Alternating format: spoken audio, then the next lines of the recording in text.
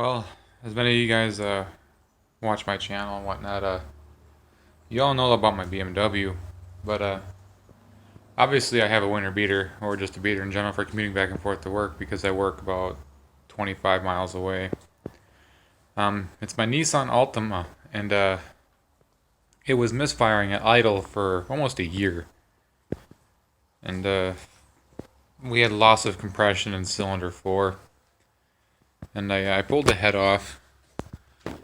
And nothing looks bad. I had this down and there's no ring issues or anything. It looks alright. But when I did a leak down test on it, we had massive leakage out of the exhaust valves on cylinder 4. So I lapped them out just to try to get them to seal again, and it looks like it worked. But while I have this thing apart, I'm going to lap all the other valves anyway, just to kind of freshen them up a little bit. It's got 187,000 miles on this engine, so not a very fun job. Getting this head off is proven to be quite a pain in the ass. You can see the plethora of stuff that I had to remove. There's the intake manifold over there, and all the little parts, like the camshafts, the cam caps, the timing chains, covers, distributor bolts, distributor itself, valve cover, cylinder head, alternator. It's just a lot of stuff has to come off to get the head off this car. If anybody's ever worked on one of these cars, they would know that the intake manifold is an absolute bear to remove.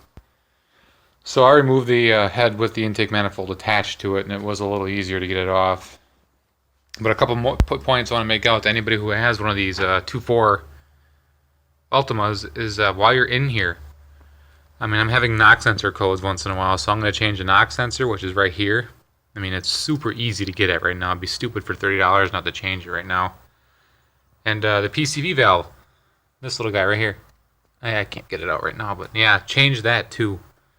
Because normally to change these two items, you have to, well, either have very, very small hands, or you have to pull the intake manifold back or tilt the motor forward slightly, and it's not fun, and it would take hours just to change a few cheap parts. And I'm going to do the water pump while I'm in here too, because I have a spare one laying around, but this one's not bad yet, but I figured I'll change it while I'm in there. So, yeah, just a quick heads up to anybody who owns these, is to change these two items. Not necessarily knock sensor, that kind of a hit or a miss, but the PCV valve definitely change, just because it's really easy to change while you're in there. And good time to change your intake manifold gasket if you haven't done it. I've already changed it twice, so I'll change it again. So yeah, just a quick little update on my channel. Yeah, this car I've had for 2 years, and it's been in my family for over 7. So it's kind of a family legacy. The Nissan Altima, it's beat up. It's got snow tires on it. It's nothing pretty, but it's never really let me down before. So I figured, why not just try to get it running decent again, just to give it a couple more years. So yeah, that's what I'm working on right now. It's not very pretty in there, is it? But I'll post an update once I get it running again, if it runs again. If not, then it's either try to find a used engine or scrap it. But yeah, thanks for watching.